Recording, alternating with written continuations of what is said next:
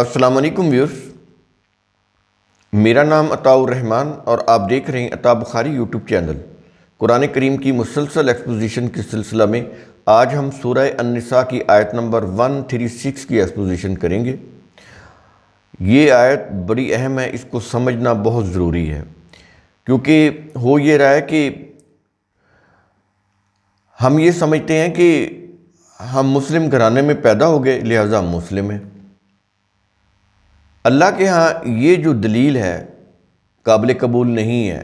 یہ جو موروثی جو لوگ سمجھ رہے ہیں نا اپنے آپ کو کہ ہم موروثی طور پر مسلم ہیں کیونکہ ہم مسلم گھرانہ میں پیدا ہوئے، تو اللہ کے ہاں یہ قابل قبول نہیں ہے، کیونکہ جو عقائد مسالک ہم اپنے والدین کے ہاں سے لے رہے ہوتے ہیں، بچے ہوتے ہیں پھر بڑے ہوتے ہیں، وہی عقائد جو والدین کے یا باء و اجداد کے وہی لے رہے ہوتے ہیں۔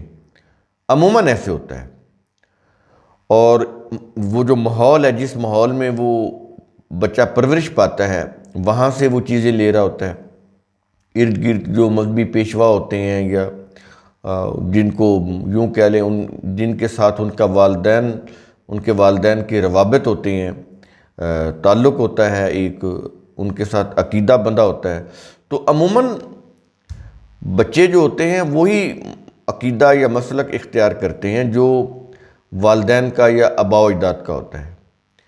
تو قرآن کریم کے اندر یہاں اس آیت کے اندر یہ چیز بتائی جا رہی ہے کہ اسلام جو ہے یہ کوئی موروثی چیز نہیں ہے کہ اگر والدین دعوے داروں کے ہم مسلم ہیں، اگر وہ صحیح مسلم بھی ہوں، قرآن کے سٹینڈرڈ کے مطابق بھی وہ مسلم ہوں، آگے اولاد جو ہے وہ کہے کہ ہم بھی مسلم ہیں، تو ایسا نہیں ہے۔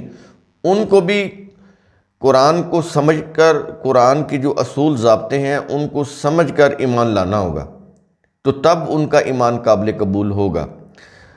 آباء و اجداد سے یا ماحول سے وہ جو مذہب کی چیزیں لے رہے ہوتے ہیں، وہ خواہ ان کو کتنی بھی اچھی اور صحیح لگے، تو یہ سٹینڈرڈ نہیں ہے۔ سٹینڈرڈ کیا ہے؟ قرآن، کیونکہ اسلام کے ضابطے، دین کے ضابطے قرآن کے اندر ہیں، قرآن سے باہر کسی بھی مذہبی کتاب کے اندر نہیں ہے، بھلے وہ کتنی ہی مقدس کیوں نہ ہو۔ تو یہ چیزیں سمجھنا بہت ضروری ہے۔ آج یہ دیکھیں نا کہ جو بھی مسلک کا گھرانہ ہوتا ہے، سنی مسلک کا کوئی گھرانہ ہو، تو اس کے ہاں جو وہاں پر جو بچے پیدا ہوتے ہیں، بڑے ہوتے ہیں، وہ عام طور پر سنی ہوتے ہیں۔ شیعہ مسلک گھرانہ میں جو بچے پیدا ہوتے ہیں وہ بڑے ہو کر اسی مسلک سے ان کا تعلق ہوتا ہے۔ تو یہ معیار نہیں ہے۔ معیار کیا ہے کہ قرآن کو سمجھا جائے اور اس کے مطابق اس کے اوپر ایمان لایا جائے، اور پھر وہ جو تعلیم ہے قرآن کی اس کے اوپر عمل کیا جائے، تو پھر ہم کہیں گے کہ یہ ایمان صحیح ہے اور وہ مومن یا مسلم ہے۔ تو شروع کرتے ہیں۔ الفاظ ہیں یا ایھا الذین آمنوا، اے وہ لوگوں جو ایمان لائے ہو۔ اب ایمان لانے والے لوگوں کو مخاطب کر کے حکم دیا جا رہا ہے۔ کیا حکم دیا جا رہا ہے؟ کہہ رہا ہے کہ آمنو، تم ایمان لاؤ۔ اب اندازہ لگائیں کہ کہہ یہ رہا ہے آیت کے شروع میں ہی کہ اے وہ لوگوں جو ایمان لائے ہو، اور آگے کہہ رہا ہے کہ تم ایمان لاؤ۔ جماعت مومنین کو ہی کہہ رہا ہے نا کہ تم ایمان لاؤ۔ کیا مطلب؟ کہ یہ جو تم نے ادھر ادھر سے گھر سے یا ماحول سے جو تم نے سیکھا ہے، یہ معیار نہیں ہے اسلام کا یا دین کا۔ ایمان لانا ہوگا تمہیں قرآن کی تعلیم کو سمجھ کر، جو اصول ضابطے ہیں قرآن کے اندر دیے ہوئے ان کو سمجھ کر ایمان لانا ہوگا، پھر ایمان قابل قبول ہوگا۔ تو موروثی طور پر جو خود کو مسلم کہلاتے ہیں، ان کا دعویٰ قرآن کی روح سے بالکل صحیح نہیں ہے۔ موروثی طور پر کوئی مسلم نہیں ہو سکتا، کوئی مومن نہیں ہو سکتا۔ ایمان لانا ہوتا ہے، اس کے لیے قرآن کو سمجھنا ہوتا ہے۔ یہ نہیں کہ سارا قرآن، جو بیسک چیزیں ہیں قرآن کی وہ سمجھنی ہیں اور پھر ان کے مطابق اپنی آئیڈیالوجی بنانی ہے۔ تو اب یہاں پر کہا جا رہا ہے، حکم دیا جا رہا ہے کہ ایمان لاؤ۔ 4 چیزوں کے اوپر یہاں پر ایمان لانے کا حکم دیا جا رہا ہے۔ تو اگر ان کے اوپر ایمان ہے تو وہ مومن ہے، اگر نہیں ہے تو وہ مومن نہیں ہے۔ وہ 4 چیزیں کون سی ہیں بتا رہا ہے، کہتا ہے کہ باللہ، اللہ پر پہلے نمبر پہ آ گیا، اللہ پر ایمان۔ اللہ پر ایمان لانے کا مطلب کیا ہے کہ اس بات کے اوپر ایمان لانا کہ اللہ کے قوانین صداقت پر مبنی ہیں، ان کو فالو کیا جائے تو کامیابی ہوگی، پھر کامیابی ملے گی۔ اگر ان کی خلاف ورزی کی جائے تو ناکامی ہوگی۔ یہ ہو گیا اللہ پر ایمان۔ اور وہ جو قوانین ضابطے ہیں کس میں ہیں؟ اس کی کتاب قرآن کے اندر، قرآن سے باہر کسی بھی کتاب میں نہیں۔ تو یہ تو ہو گیا نا اللہ پر ایمان۔ دوسرے نمبر پر کہتا ہے کہ وَرَسُولِهِ، اور اس کے رسول پر، یہ رسول پر ایمان لانا ہو گیا۔ اور تیسرے نمبر پر کہہ رہا ہے وَالْكِتَابِ الَّذِي نَزَّلَ عَلَىٰ رَسُولِهِ، اور اس کتاب پر جو اس نے اپنے رسول پر نازل کی، یعنی یہ قرآن۔ یہ 3 ایمانیات ہو گئیں۔ چوتھے نمبر پر کہہ رہا ہے وَالْكِتَابِ الَّذِي أَنزَلَ مِن قَبْلُ، اور اس کتاب پر جو اس نے اس سے پہلے نازل کی تھی، یعنی قرآن سے پہلے گزشتہ انبیاء پر جو کتاب نازل کی اس کے اوپر بھی ایمان لانا ہے۔ اس لیے کہ اس کتاب میں جو کچھ بھی تھا، یعنی جتنے بھی انبیاء ہیں سب کو کتاب دے کر بھیجا گیا۔ وہ ایک ہی، اس کے اندر ایک ہی دین تھا، دین کے اصول ضابطے ایک ہی تھے، وہ کسی بھی پیغمبر کو بدل کر نہیں دیے گئے۔ اللہ کا قانون بدلتا نہیں، ایک ہی ضابطہ، ایک ہی طرح کا ایک قوانین ضابطے۔ تو وہ جب نبوت یا وحی کا سلسلے کا یوں کہہ لیں کہ وہ ختم ہوا، سلسلہ وحی، سلسلہ نبوت، تو آخری رسول کو جو کتاب دی گئی قرآن، اس کے اندر موجودہ اور وہ جو سابقہ جو کچھ بھی نازل ہوا وہ سب جامع طور پر دے دیا گیا۔ یہ اس لیے کہ جیوز یہ نہ کہیں کہ جو تعلیمات ہمیں دی گئیں وہ اس کتاب کے اندر نہیں ہیں، اس طرح کرسچن بھی یہ نہ کہیں کہ جو چیزیں ہمیں دی گئیں وہ اس کتاب کے اندر نہیں ہیں، اور ان کے پاس تو تحریف شدہ مواد، اور یہ جو کتاب ہے یہ حتمی، قطعی، یقینی۔ تو اب سارے انسانوں کے لیے یہ لازم قرار پایا کہ اگر وہ ایمان لانا چاہتے ہیں تو ان کے پاس ایک ہی سورس ہے ایمان لانے کا، وہ ہے قرآن، اس کے علاوہ اور کوئی نہیں۔ چاہے جوز ہوں، کرسچن ہوں، مسلم ہوں، یا کوئی اور ہندو ہوں، سکھ ہوں، کوئی بھی ہو، جو بھی ایمان لانا چاہتا ہے، سٹینڈرڈ معیار قانون اللہ کا یہ قرآن، اس کے علاوہ اور کوئی کتاب نہیں۔ یہ 4 ایمانیات ہوں گی۔ اب 5 قسم کے کفر کی بات کر رہے ہیں۔ کفر کا مطلب انکار ہوتا ہے۔ ایمان لانے کے بعد یہ جو انکار ہے اس سے بھی بچنا ہے، پھر اس کا ایمان جو ہے وہ سمجھا جائے گا کہ یہ مکمل ہے، یہ صحیح ہے، ادروائز اس کا ایمان مکمل نہیں ہوگا، صحیح نہیں ہوگا۔ وہ کفر کی 5 چیزیں کیا ہیں بتا رہا ہے، کہتا ہے کہ وَمَن يَكْفُرْ، اور جو کوئی کفر یعنی انکار کرے، آگے 5 چیزیں دی جا رہی ہیں کہ یہ ہے ان کا انکار نہیں کرنا، وگرنہ ایمان نہیں رہے گا۔ کیا؟ باللہ، اللہ کا انکار، اور آگے وَمَلَائِكَتِهِ، پہلا تو ہو گیا نا اللہ کا انکار، اور دوسرا کیا ہے؟ وَمَلَائِكَتِهِ، اور اس کے ملائکہ کا انکار۔ ملائکہ کیا ہوتی ہیں؟ کائناتی قوتیں۔ 2 قسم کے ملائکہ ہیں، ایک ہمارے عالم خلق کے اور ایک عالم الامر کے، جو اللہ کا عالم الامر ہے، جہاں پر یہ کائنات کے سارے ڈیسیژن ہوتے ہیں۔ وہ ملائکہ جیسے جبریل، میکائیل، ان کو نہیں ہم سمجھ سکتے، یہ اللہ کے عالم الامر کے ملائکہ ہیں۔ اور ان کو سمجھنا ہمارے لیے ضروری بھی نہیں. ہمیں کوئی ان کے متعلق انفارمیشن مل بھی جائے تو وہ اس کا ہمیں کوئی فائدہ نہیں. بھائی یہ ایمان رکھنا ہے کہ وہ ملائکہ ہیں، لیکن ہم ان کی تفصیل نہیں جانتے اور نہ ہی ہمیں ضرورت ہے.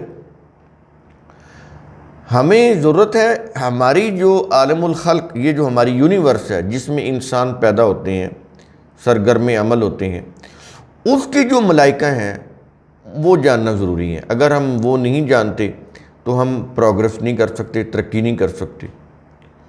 یہ جو زمین کی گریویٹیشنل فورس ہے اس کو جاننا ضروری ہے. مقناطیسی قوت ہے، یہ ملائکہ ہیں سب.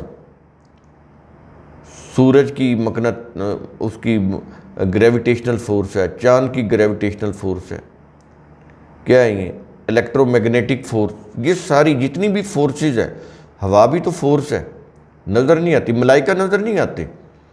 مقناطیسی قوت کبھی کسی نے دیکھی ہے، لیکن وہ ہر چیز کو اپنی طرف کھینچ لیتی ہے. اسی طرح جو کرنٹ ہے جو تاروں میں برقی دوڑ رہا ہوتا ہے، اس کو کسی نے دیکھا ہے، لیکن چھوئیں گے تو انسان جو ہے اس کی وہ ہلاکت ہو سکتی ہے اس کی. اور اس سے کتنی بڑی بڑی مشینری چل رہی ہوتی ہیں، لیکن وہ کرنٹ نظر نہیں آتا دوڑتا ہوا تاروں کے اندر. ملائکہ نظر نہیں آتے. تو یہ جو ملائکہ ہیں ان کو سمجھنا ضروری ہے، اس کے بغیر تو ہم ترقی نہیں کر سکتے. تو ملائکہ کے اوپر ایمان لانا یہ ہے کہ سائنسی جو علوم و فنون ہیں ان کو سمجھنا عقل و فکر کی روح سے، اور پھر مشاہدات تجربات کرنا، تو اس کی روح سے یہ جو ملائکہ ہیں ہم ان سے کام لے سکتے ہیں. تو یہ ہو گیا کہ ان کا انکار نہیں. اگر ان کا انکار کرو گے تو آگے نہیں بڑھ سکتے. یہ اللہ کی کائناتی قوتیں ہیں. تیسرے نمبر پر آ گئی وَکُتُبِہِ، اور اس کی کتابوں کے ساتھ. یہاں پر پھر یہ سمجھ لیں کہ یہاں پر جمع کا صیغہ ہے، لیکن بہت ساری جگہوں کے اوپر کتاب ہی ہے، یعنی واحد ہے، سنگل کتاب. کچھ جگہ کے اوپر کتابیں ہیں، جمع کا صیغہ ہے. کیونکہ انبیاء کو، جتنے بھی انبیاء ہیں، ہر ایک کو کتاب دی گئی، تو اس سینس میں وہ کتابیں بن جاتی ہیں. یا یوں کہہ لیں کہ ہر نبی کو جو کتاب دی گئی تو اس کے زمانے کے جو حالات تھے، اس زمانے کے حالات کے لحاظ سے جو یوں کہہ لیں کہ ہسٹوریکل جو چیزیں تھیں، جغرافیائی کچھ چیزیں تھیں. قرآن کے اندر سارے اللہ کے قوانین نہیں ہیں، اس میں ہسٹوریکل ایونٹس بھی ہیں، مختلف لوگوں کے، قوموں کے واقعات بھی ہیں، ان کی ناکامی کے، کامیابی کے. تو اس طرح کی جو چیزیں تھیں وہ مختلف تھیں ہر قوم کے لحاظ سے، لیکن دین کے اصول ضابطے وہ ایک ہی تھے. تو اصل کتاب تو وہ تھی نا، جس میں اصل کتاب کا وہ حصہ جس میں دین کے اصول ضابطے تھے وہ ایک ہی تھی. ان کو سمجھانے کے لیے جو کوئی ہسٹوریکل چیزیں تھیں وہ مختلف ہو سکتی تھی، اس لیے یہاں پر جمع کا صیغہ آتا ہے وَکُتُبِہِ. لیکن بنیادی جو کتاب تھی جس کے اندر دین کے اصول ضابطے وہ ایک ہی تھی. یہ پوائنٹ آپ نے اپنے ذہن میں رکھنا ہے، کیونکہ اس سے بڑی کنفیوژن پیدا کی جاتی ہے. کیونکہ 4 کتابیں مشہور کی ہوئی ہیں، حالانکہ انبیاء تو بہت زیادہ تھے، پھر 4 تو نہیں ہونی چاہیے. قرآن، تورات، زبور، انجیل، یہ 4 ایسا نہیں ہے. یہ یوں کہہ لیں کہ یہ پراپرٹیز ہیں، ان کی خصوصیات ہیں اللہ کی کتاب کی. قرآن بھی خصوصیت ہے، انجیل بھی خصوصیت ہے، تورات یہ بھی خصوصیت ہے. تو یہ خصوصیات ہیں، ان کے میننگز ہیں، یوں کہہ لیں یہ ایڈجیکٹیو ہیں، ایٹریبیوٹس ہیں اللہ کی کتاب کے، مستقل علیحدہ کتابیں نہیں. اور آگے کہہ رہے ہیں چوتھے نمبر پر وَرُسُلِهِ، کہ جتنے بھی اس کے رسول آئے ان کا انکار یہ بھی نہیں کرنا. جو بھی ان کا انکار کرے گا تو ظاہر ہے وہ مومن نہیں رہ سکتا. کسی بھی رسول کا انکار جب آپ کوئی کرے گا تو یہ کفر ہو جائے گا، مومن نہیں رہے گا وہ۔ پانچویں چیز جس کا یہاں پر کہا جائے، وہ کہتا ہے کہ والیوم الآخری، اور یوم آخرت کا انکار۔ یہ 5 چیزیں یہاں پر بتا کر کہا جا رہا ہے کہ ان میں سے کسی کا بھی تم انکار کرو گے تو پھر تم مومن نہیں رہ سکتے، مومن نہیں ہو۔ اب یہ اسی کو آپ دیکھ لیں، رسولوں کو ماننا، یا یوں کہہ لیں اللہ کو ماننا، لیکن اپنے مذہبی پیشواؤں کو ارباب من دون اللہ بنا لینا، ان کی فقہ اور شریعتیں ان کے مطابق زندگی گزارنا۔ تو وہ کہتا رہے میں اللہ کو مانتا ہوں، میں اللہ کے اوپر ایمان رکھتا ہوں، تو کیا اس کا ایمان قابل قبول ہو جائے گا؟ یہ ہے کفر۔ اسی طرح رسول کو مانتا ہوں، لیکن رسول نے تو قرآن دیا نا، اب اس کو نہیں مان رہا جو قرآن دیا۔ جو قرآن سے باہر جو روایات ہیں ان کی روح سے وہ رسول کو مان رہا ہے، اور وہ جو روایات ہیں کہتا ہے یہ رسول کے اقوال ہیں۔ قرآن جو رسول کے اقوال بیان کرتا ہے ان کی وہ بات ہی نہیں کرتا۔ اب اس کو آپ کیا کہیں گے؟ یہ انکار نہیں ہے؟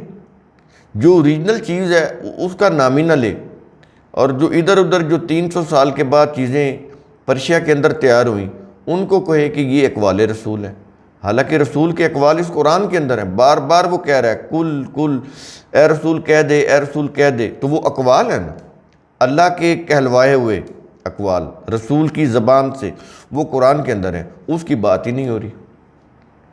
تو یہ پھر انکار ہوا نا ایکچولی۔ وہ کہتا رہے میں رسول کو مانتا ہوں، کوئی فائدہ نہیں دے گی یہ چیز۔ اسی طرح وہ کہتا ہے کہ میں یوم آخر کو مانتا ہوں، قیامت کو مانتا ہوں، لیکن ہر عمل اللہ کے قانون کے خلاف کر رہا ہے، تو یہ بھی پھر کوئی فائدہ نہ ہوا۔ بیسیکلی وہ انکار کر رہا ہے اور کہتا ہے میں مانتا ہوں، تو اس کا بھی کوئی فائدہ نہیں، یہ ایمان کوئی فائدہ نہیں دے گا، وہ بھلے دعویٰ کرتا رہے۔ یہ 5 چیزوں کا جو انکار ہے، اس سے آدمی، کوئی بھی آدمی وہ مسلم نہیں ہو سکتا۔